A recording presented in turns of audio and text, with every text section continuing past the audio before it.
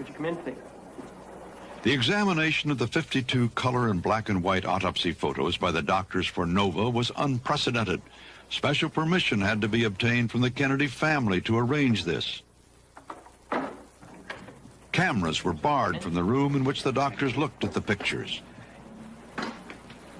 Each took as much time as he felt necessary to examine them, from 30 minutes to a full hour.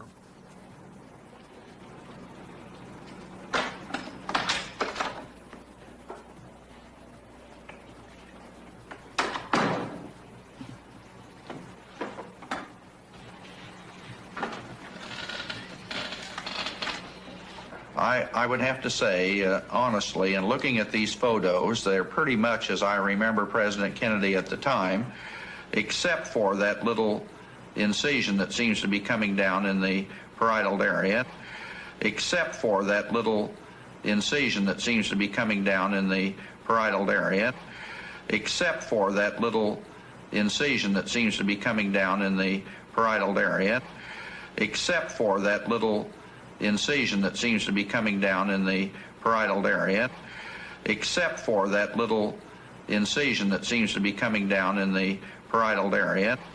On looking at the photographs, I could envision that an incision might have been made in order to pull the scalp back to expose this bone to make a photograph of that area.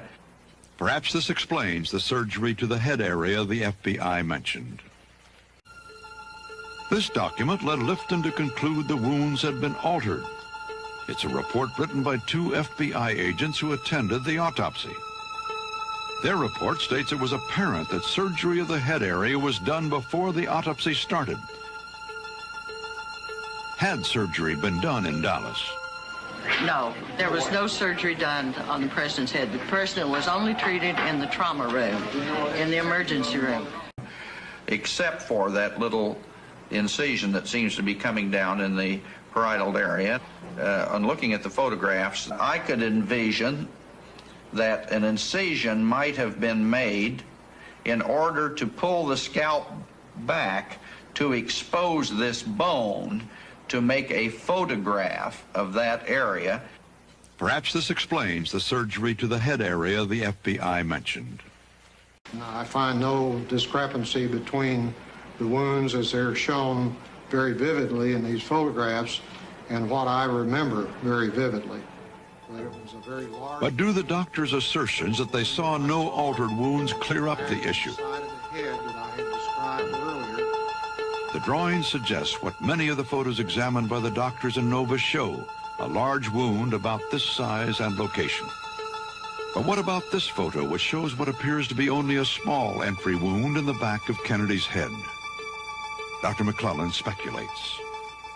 The pathologist has taken this loose piece of scalp, which is hanging back this way in most of the pictures, exposing this large wound, and has pulled the scalp forward to take a picture. Naturally, the scalp appears to be in its normal state, and there doesn't seem to be any sort of wound in the area where I had drawn the picture that showed this large hole.